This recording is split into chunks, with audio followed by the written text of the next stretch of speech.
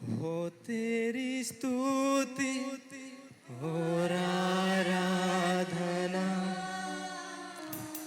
करता हूँ मैं तुझसे प्रार्थना। महिमा से तेरी तो इस जगह को जो भी तू चाहे तू यहाँ पे कर।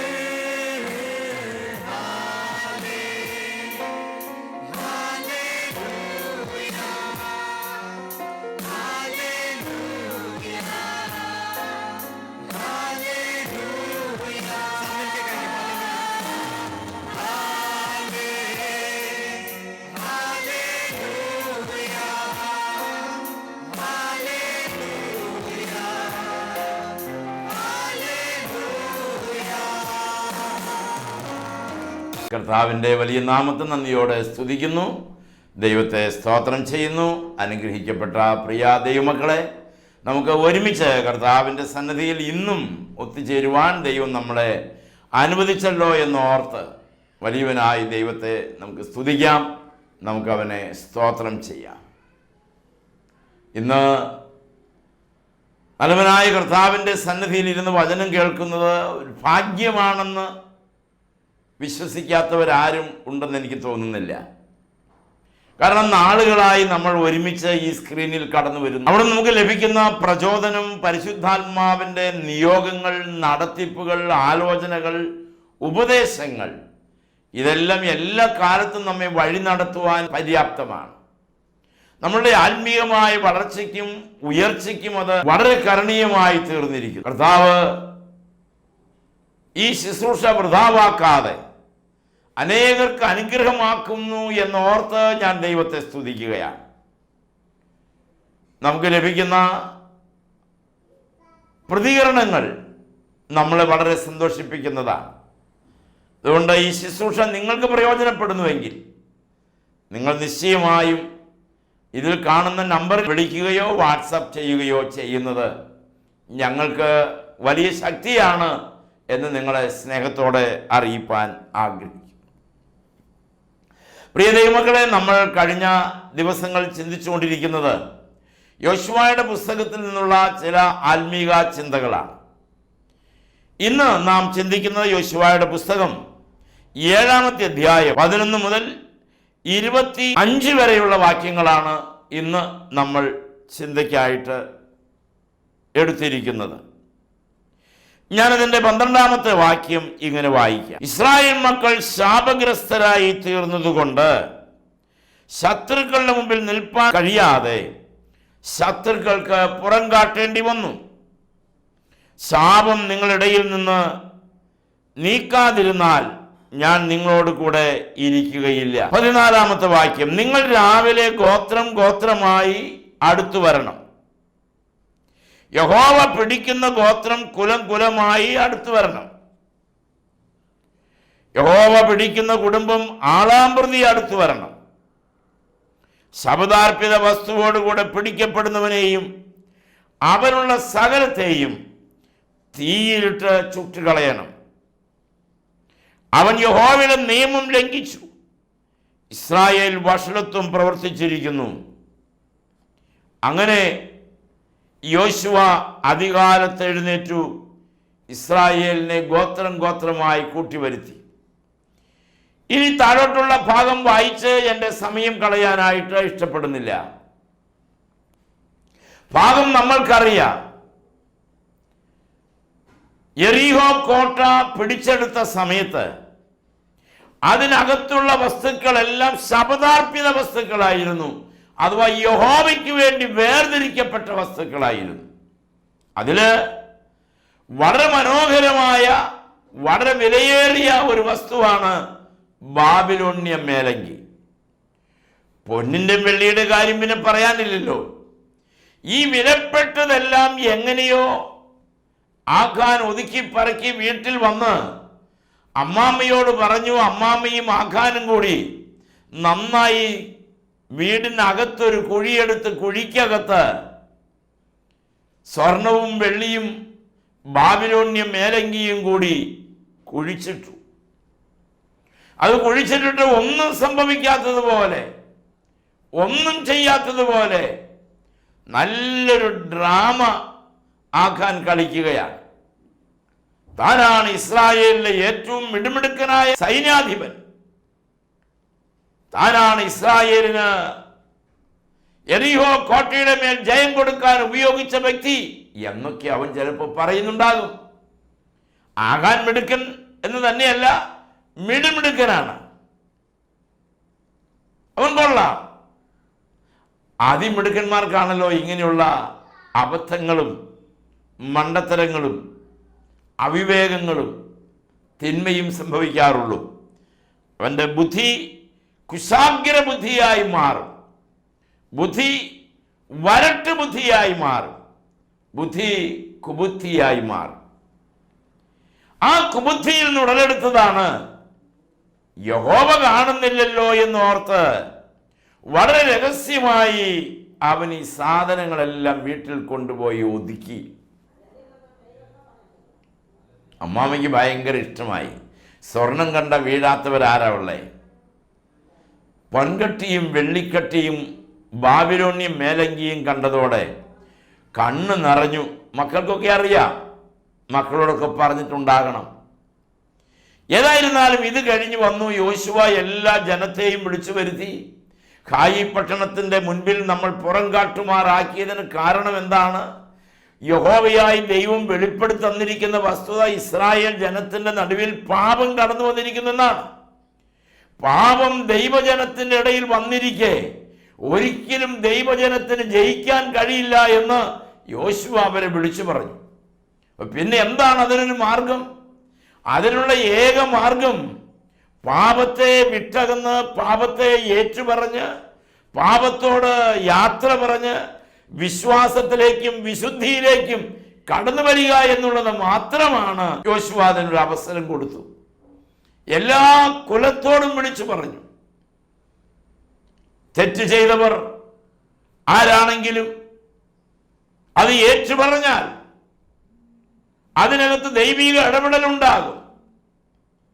ഇതെല്ലാം പറയുകയും അറിയിക്കുകയൊക്കെ ചെയ്തു. യോശുവ സർവ്വജനത്തോടും പറഞ്ഞു, നിങ്ങൾക്ക് നിങ്ങളുടെ തെറ്റുകൾ ഏറ്റുപറയാനായിട്ടുള്ള സമയമാണ്, തെറ്റുകൾ ഏറ്റുപറയാം. പക്ഷേ ആരും മിണ്ടിയില്ല, ആരും അവരുടെ കുറ്റം സമ്മതിച്ചില്ല. എല്ലാവരും മിടുക്കന്മാരായിട്ടിരിക്കുകയാണ്. യോശുവ ഒരുപക്ഷെ ആവർത്തിച്ച് അവരോട് പറഞ്ഞിട്ടുണ്ടാകും. ഒടുവിൽ സമയം കഴിഞ്ഞു. ആരും സമ്മതിക്കാതെ വന്നപ്പോൾ അവരെ ന്യായാസനത്തിന്റെ മുൻപിൽ കൊണ്ടുവന്ന് സകല ജനത്തെയും കൂട്ടിവരുത്തി അവരുടെ മുൻപിൽ നിർത്തി സകല ഗോത്രങ്ങൾക്കും ചീട്ടിടാനായിട്ട് തീരുമാനിച്ചു. അങ്ങനെ ചീട്ട് ഇട്ടു. ചീട്ട് ആർക്ക് വീണു എന്ന് ചോദിച്ചാൽ യഹൂദ ഗോത്രത്തിന് വീണു. യഹൂദ ഗോത്രത്തിന് ചീട്ട് വീണു എന്ന് പറഞ്ഞാൽ അതിന്റെ അർത്ഥം ഈ തെറ്റ് ചെയ്ത മറ്റു ഗോത്രങ്ങളൊന്നുമല്ല, യഹൂദ ഗോത്രത്തിൽപ്പെട്ട ഒരു വ്യക്തിയാണ് ആ പാതകം ചെയ്തിരിക്കുന്നത് എന്നുള്ളത് വ്യക്തമായി. യഹൂദ ഗോത്രത്തിനെ പിടിച്ച് ആ ഗോത്രത്തിന് ചീട്ടിട്ടു. അതിനെ ചീട്ടിട്ടപ്പോൾ സേരഹിന്റെ മകന് ചീട്ട് വീണു. സേരഹിന്റെ മകന്റെ കുടുംബത്തെ പിടിച്ചപ്പോൾ മകനായ സപ്തിയുടെ കുടുംബത്തിന് ചീട്ട് വീണു. സപ്തിയുടെ കുടുംബത്തിന് ചീട്ടിട്ടപ്പോൾ സപ്തിയുടെ മകനായ കർമ്മിയുടെ കുടുംബത്തിന് ചീട്ട് വീണു. ഇനിയും തീർന്നിട്ടില്ല. കർമ്മിയുടെ കുടുംബത്തിൽ ആരോ ഒരാളാണ് ഈ മഹാപാതകം ചെയ്തിരിക്കുന്നത്. അപ്പോഴും ഇത് വെളിപ്പെട്ടു വരാതെ വന്നപ്പോൾ കർമ്മിയുടെ കുടുംബത്തിനും ചീട്ട് വീണു. അങ്ങനെ കർമ്മിയുടെ കുടുംബത്തിൽപ്പെട്ട കർമ്മിയുടെ മകനായ ആഖാന്റെ മേൽ ചീട്ട് വീണു. ആഖാനും ആഖാന്റെ കുടുംബവും പിടിക്കപ്പെട്ടു. ഇനി രക്ഷപ്പെടാൻ വഴിയില്ല. ദാവീദ് ഒരിക്കൽ ഇത് കണ്ടെത്തിയതാ, സത്യമാണ്. 2 ശമൂവേലിന്റെ പുസ്തകം അവസാനത്തെ അധ്യായത്തിൽ ദാവീദ് പറയുന്ന ഒരു വാക്യമുണ്ട്: മനുഷ്യന്റെ കയ്യിൽ വീഴുന്നതിനേക്കാൾ നല്ലത് ദൈവത്തിന്റെ കയ്യിൽ വീഴുന്നതാണ്. മനുഷ്യന്റെ കയ്യിൽ വീണാൽ അവൻ എങ്ങനെ കൈകാര്യം ചെയ്യുമെന്നുള്ളത് കണ്ടറിയേണ്ടതാണ്. എന്നാൽ ദൈവത്തിന്റെ കരങ്ങൾ വളരെ സോഫ്റ്റാണ്. അവന്റെ കരങ്ങളിൽ വീണാൽ അവൻ തലോടും, അവൻ സഹായിക്കും, അവൻ അനുഗ്രഹിക്കും, അവൻ നമ്മളോട് കരുണ കാണിക്കാതിരിക്കില്ല. ആകയാൽ ദൈവമക്കളെ, ആഖാൻ ദൈവകരങ്ങളിൽ വീഴുന്നതിന് പകരം മനുഷ്യരാൽ പിടിക്കപ്പെടുന്നത് വരെ അവൻ മുന്നോട്ട് പോയി. അങ്ങനെ ഒടുവിൽ ആഖാനെ പിടിച്ചു. തൊണ്ടിയെടുക്കാനായി, കുഴിച്ചിട്ട വസ്തു എടുക്കാനായി അടുത്ത പുറപ്പാട്. യോശുവ ആഖാനെ വിളിക്കുന്ന ഒരു പേരുണ്ട്, മകനെ എന്നാണ്. യോശുവയ്ക്ക് ഭയങ്കര സങ്കടമായി. ഒരിക്കലും ആഖാനിൽ നിന്ന് ഇത് പ്രതീക്ഷിച്ചിട്ടുണ്ടാവില്ല. ആഖാൻ ഇങ്ങനെ ഒരു തെറ്റ് ചെയ്യുമെന്ന് യോശുവ ഒരിക്കൽ പോലും കണക്കാക്കിയിട്ടുണ്ടാകില്ല.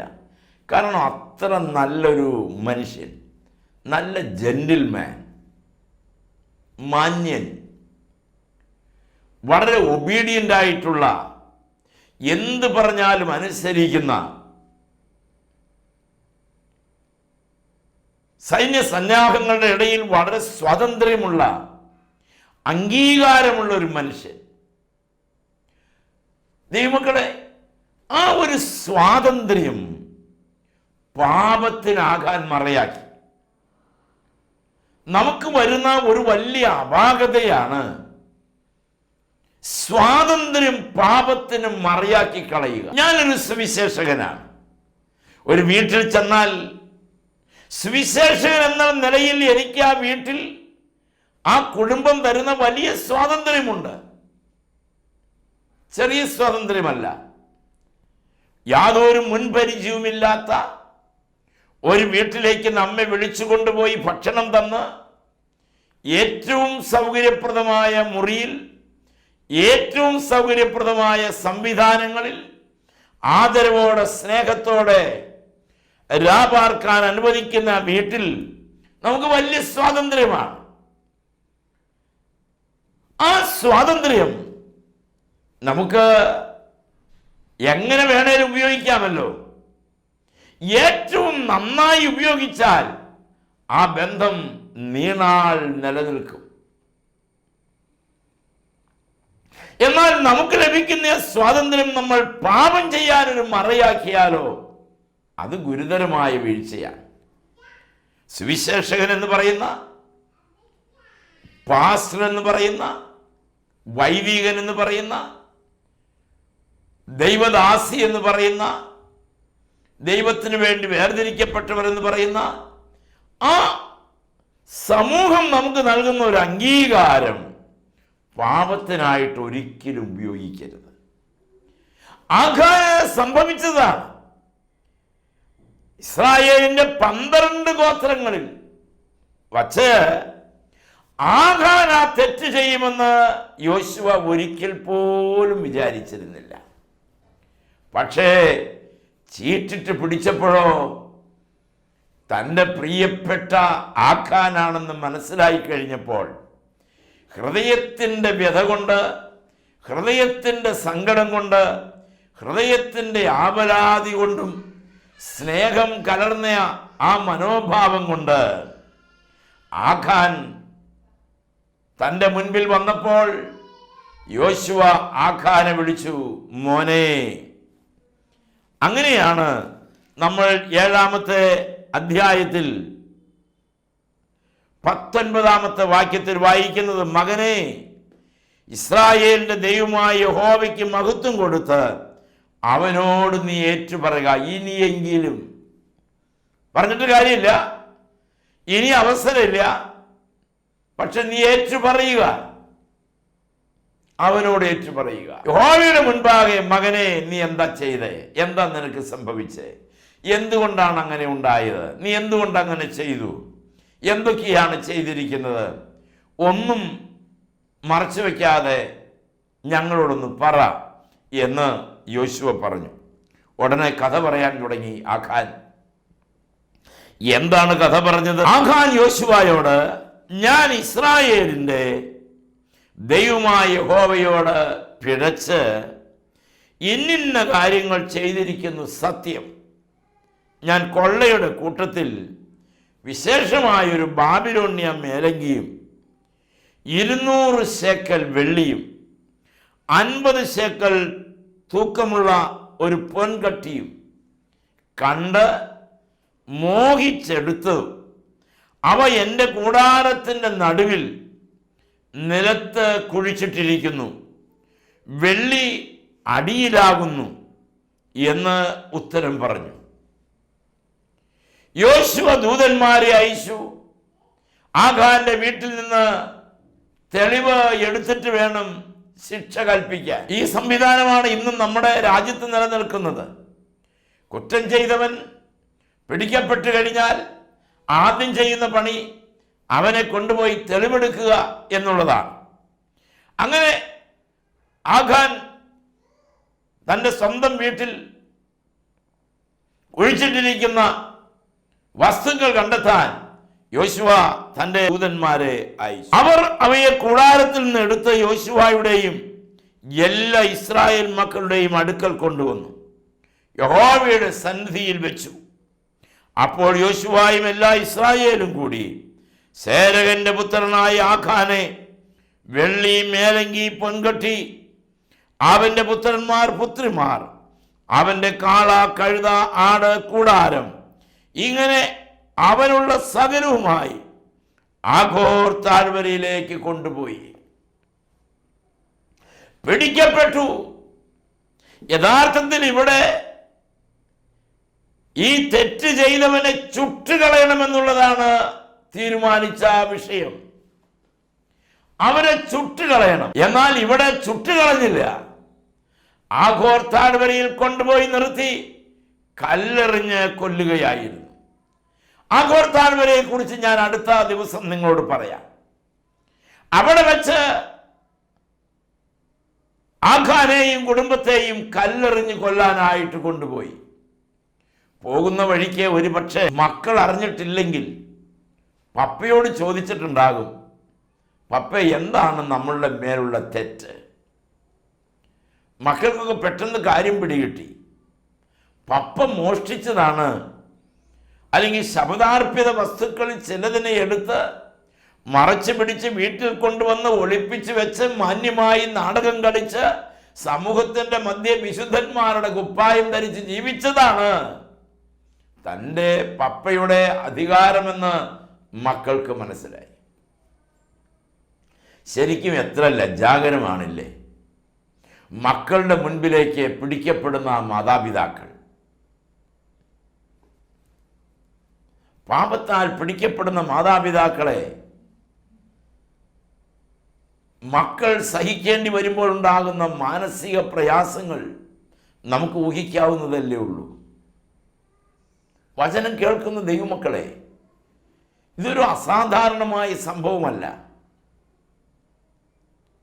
മകൻ്റെ കുടുംബത്തോടും മകൻ്റെ ഭാര്യയോടും മകൻ്റെ മക്കളോടും സ്വന്തം കുടുംബത്തോടും സ്വന്തം മക്കളോടും പോലും ഏറ്റവും നിന്ദ്യമായത് അപഹാസ്യമായ കാര്യങ്ങൾ ചെയ്യുന്നവരെ കണ്ടിട്ടില്ലേ?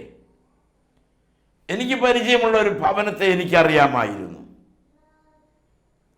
ആ ഭവനത്തിൽ ധാരാളം ആഭരണമുണ്ടായിരുന്നു.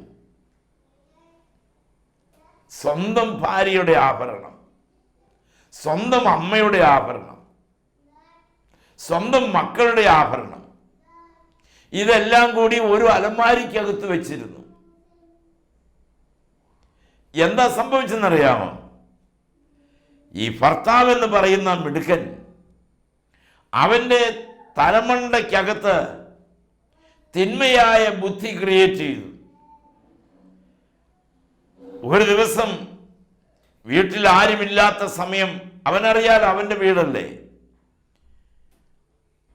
അവൻ ആ വീട്ടിലെ വാതിൽ തുറന്നിട്ടിട്ട് ഷെൽഫ് തുറന്ന് അതിൽ നിന്ന് ആഭരണവുമായി കടന്നു കളഞ്ഞു. എങ്ങും പോയൊന്നുമില്ല. ഈ ആഭരണം കൊണ്ടുപോയി വിറ്റ് പണമാക്കി. വൈകുന്നേരമാണ് പിന്നീട് ഇവൻ തിരിച്ചു വരുന്നത്. തിരിച്ചു വരുമ്പോഴേക്കും വീട്ടിൽ വലിയ വാർത്തയായി. വീടിൻ്റെ വാതിൽ തുറന്നു കിടക്കുന്നു. അലമാരിയിൽ നിന്ന് ആഭരണം മോഷ്ടിക്കപ്പെട്ടിരിക്കുന്നു. എങ്ങനെ ഇത് സംഭവിച്ചു എന്ന് അറിയില്ല. നാട്ടിലെങ്ങും പാട്ടായി, വാർത്തയായി, പോലീസായി, കേസായി, പ്രശ്നങ്ങളായി. ആരെയോ ചൂണ്ടിക്കാണിച്ചു കൊടുത്തു. വളരെ രാഷ്ട്രീയ രംഗത്തുള്ള, രാഷ്ട്രീയ സ്വാധീനമുള്ള ഒരു കുടുംബത്തിൽ സംഭവിച്ച ഒരു വിഷയമായതുകൊണ്ട് നേതാക്കന്മാരെല്ലാം എരമ്പിയെത്തി. പോലീസ് നായ ഉൾപ്പെടെ പോലീസ് സന്നാഹങ്ങളെത്തി. എന്നാൽ ഏറ്റവും സമീപത്തുള്ള ആ വീടുമായി നിരന്തരം ബന്ധമുള്ള ഒരു വ്യക്തിയുടെ പേര് പറഞ്ഞ് അവനെ കൊണ്ടുപോയി ജയിലിലിട്ടു. അന്ന് പോലീസ് മുറ എന്ന് പറഞ്ഞാൽ 3-ാം മുറ തന്നെയാണ്. ഇന്നത് ചെയ്യുമ്പോൾ 10 വട്ടം ആലോചിച്ചിട്ട് പോലീസുകാർ ചെയ്യൂ. കഠിനമായി അവനെ മർദ്ദിച്ച്. എൻ്റെ വളരെ കുരുന്നു പ്രായത്തിൽ ഞാനത് കേട്ടിട്ടുണ്ട്. ഏതെല്ലാം തരത്തിലുള്ള ശിക്ഷാക്രമങ്ങളാണ് ഉപയോഗിച്ചത്. ആ ശിക്ഷാക്രമങ്ങളുടെ അവസാനം അവൻ കുറ്റം സമ്മതിക്കേണ്ടി വന്നു. യഥാർത്ഥ കുറ്റവാളി പുറമെ നടന്ന് കേസ് നടത്തുന്നു. യാതൊരു ബന്ധവുമില്ലാത്തവൻ ജയിലിൽ കിടന്ന് ശിക്ഷ ഏറ്റുവാങ്ങുന്നു. പ്രിയ ദൈവമക്കളെ, എന്തൊരു കഷ്ടമാണിത്! എന്തൊരു അനീതിയാണിത്! ഇവിടെ സ്വന്തം ഭവനത്തിൽ നടന്ന ആ മോഷണം ആര് ചെയ്തത്? സ്വന്തം ഭവനത്തിലുള്ളവർ ചെയ്തു. അതുപോലൊരു സംഭവമായി പോയി ഇത്.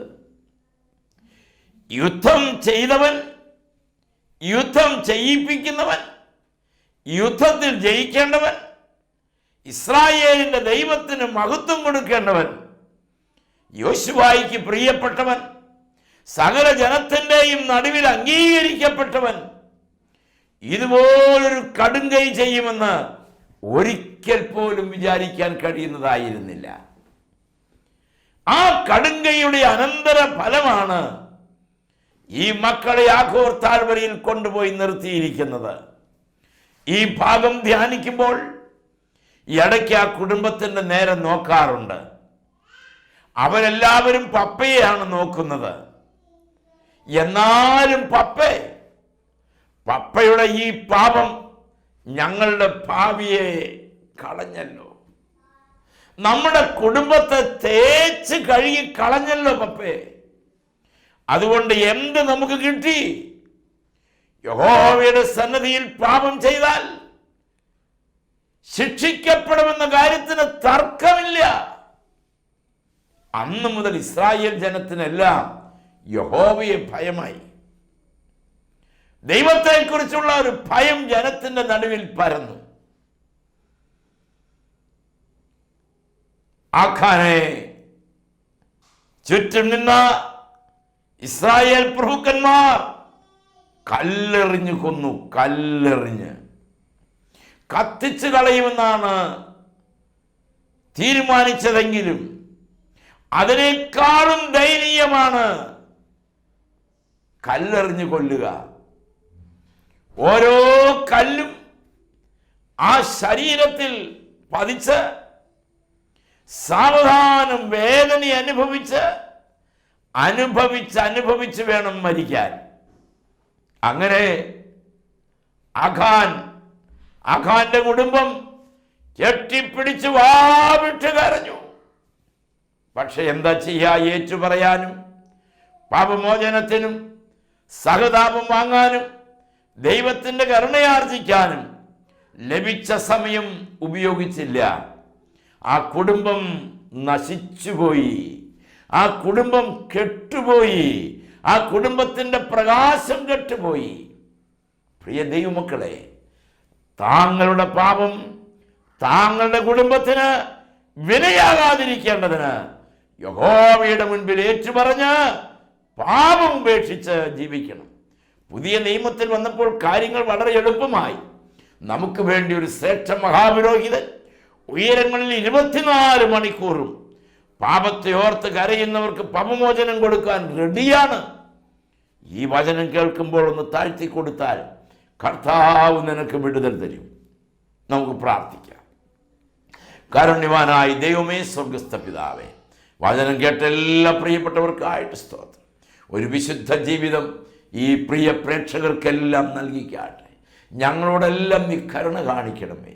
ഞങ്ങൾക്കൊരു വിശുദ്ധ ജീവിതം തരണമേ. ആവശ്യഭാരത്തോടെ, സങ്കടങ്ങളോടെ, മനപ്രയാസങ്ങളോടെ വചനത്തിൻ്റെ മുൻപിലിരിക്കുന്ന എല്ലാവരും അനുഗ്രഹിക്കപ്പെടണമേ. പാപം നശിപ്പിച്ച് കളയാതെ സൂക്ഷിക്കണമേ. യേശുവിൻ്റെ നാമത്തിൽ തന്നെ ആമേൻ. Praise the Lord.